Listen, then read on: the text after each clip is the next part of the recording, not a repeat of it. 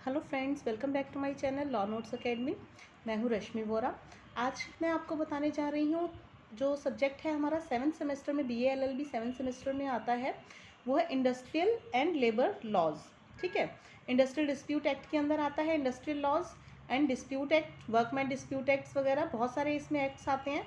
तो उसमें industrial dispute act में एक मेन इंपॉर्टेंट टॉपिक होता है कि difference between strike and lockout, कि भाई इंडस्ट्री के अंदर जब स्ट्राइक और लॉकआउट हो जाता है तो उसका मीनिंग बच्चों को समझ में नहीं आता जल्दी। तो उसका मीनिंग समझाने के लिए मैंने शॉर्टकट में एक डिफरेंस बना रखा हुआ है, आपको बहुत इजीली समझ में आ जाएगा। तो इसको प्लीज़ ध्यान से सुनिएगा, मैं आपको बताती हूँ।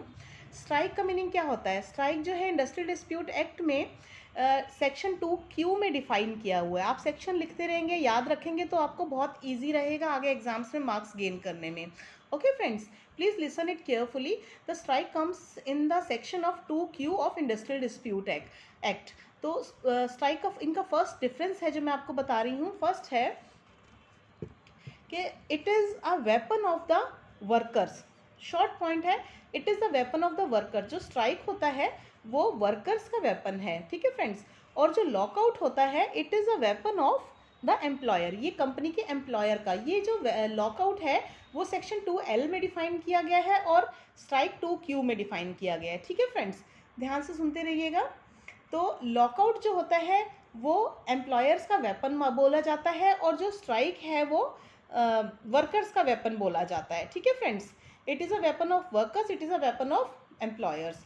जो स्ट्राइक है it is in the hands of workers for enforcing their industrial demands. मतलब ये जो होता है स्ट्राइक जो होता है वो वर्कर्स के हैंड में होती है कि वो अपनी डिमांड्स को एनफोर्स करवाने के लिए इंडस्ट्री के अंदर अपनी उनकी कुछ जो डिमांड्स होती हैं उनको एनफोर्स करवाने के लिए ही स्ट्राइक को यूज़ करते हैं वर्कर्स।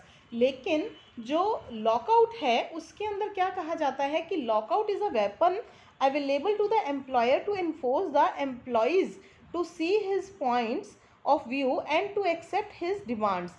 मतलब लॉकआउट जो होता है वो एक ऐसा वेपन है जो अवेलेबल होता है एम्प्लॉयर के पास, ठीक है।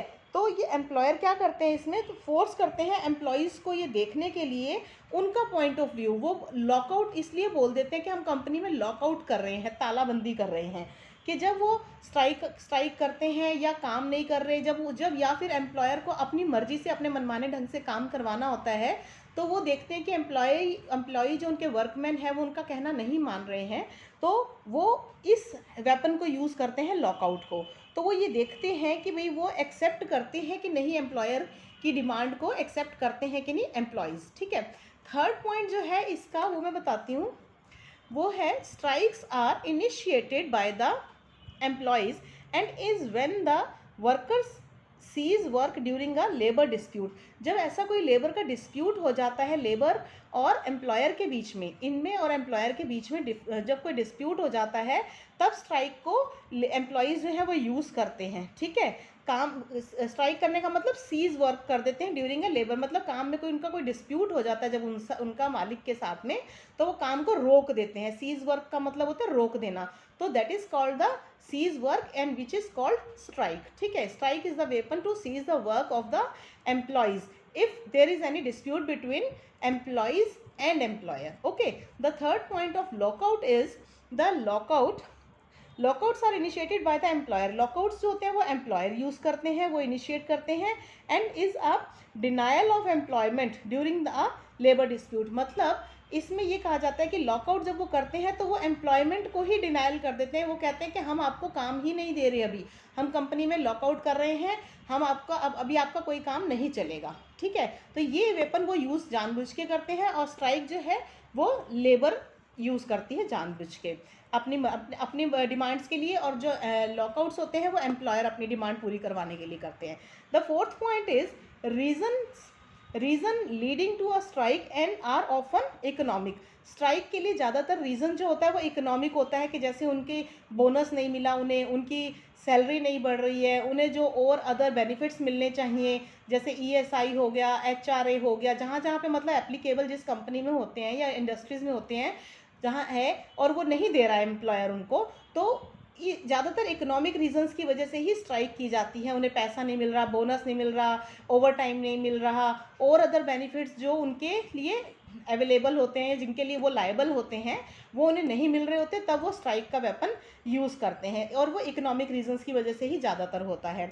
और जो फोर्थ पॉइंट है इसका लॉकआउट का, reasons leading to the lockout can be economic and non economic. जो लॉकआउट के रीजंस होते हैं वो इकोनॉमिक और नॉन इकोनॉमिक दोनों हो सकते हैं। कई बार वो इकोनॉमिक की वजह से लॉकआउट कर देते हैं कि भाई पैसा नहीं है कंपनी के पास देने के लिए, या फिर अपनी डिमांड्स वो पूरी नहीं करवा पा रहे हैं, उनका कहना नहीं मान रही है एम्प्लॉयर, तो वो लॉकआउट कर देते हैं। ठीक है, फिफ्थ पॉइंट जो है स्ट्राइक का, this is there are various types of illegal strikes. Illegal strikes के भी बहुत सारे टाइप्स हैं, जैसे कि पेन डाउन हो गया, गो स्लो एटसेट्रा। मतलब इलीगल भी होती हैं कि भाई काम रोक देना, पेन रख देना। मतलब आप ऑफिस में जा रहे हो, लेबर इंडस्ट्री में जा रही है, लेकिन वो काम स्लो कर रही है, लिख नहीं रही, वहाँ जाके बैठ रही है, सिर्फ अपनी अटेंडेंस लगवा रही है लेकिन काम नहीं कर रही। तो these are also the there are very 6-7 types of strikes.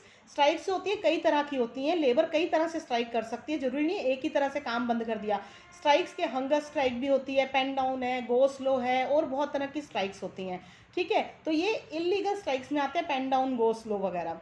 और जो इलीगल लॉकडाउन्स होते हैं, illegal lockdowns do not have any types, there are only one. सिर्फ एक ही होता है इसके अंदर, इसमें कोई अलग अलग टाइप्स नहीं होते हैं। ठीक है, तो ये सिर्फ एम्प्लॉयर जो मालिक होता है इंडस्ट्री का वही कर सकता है, वो उसकी मर्जी है, करना चाहे तो करे, नहीं तो ना करे। ठीक है, और जो सिक्स्थ एंड लास्ट पॉइंट है इसका, the strike is conducted to gain a concession from the employer. मतलब स्ट्राइक इसीलिए ज़्यादातर करते हैं कि भाई उनको एम्प्लॉयज़ को एम्प्लॉयर से कंसेशन मिले, किसी चीज़ का बेनिफिट मिले, कोई फ़ायदे के लिए, किसी पैसे के लिए, मॉनेटरी डिस्प्यूट्स वगैरह के लिए ही ज़्यादातर किया जाता है। तो अपने बेनिफिट के लिए या किसी कंसेशन के लिए करता है। और जबकि लॉकडाउन जो होता है उसमें है, lockdown is used to enforce the terms of employment. मतलब टर्म्स ऑफ एम्प्लॉयमेंट को अगर वो पूरा नहीं कर रहे हैं एम्प्लॉयज़, तो इसलिए मालिक करता है कि वो भाई एनफोर्स करता है कि भाई जो जो आपको लिख के दिए गए हैं, ड्यूटीज़ हैं आपकी, वो आप करोगे।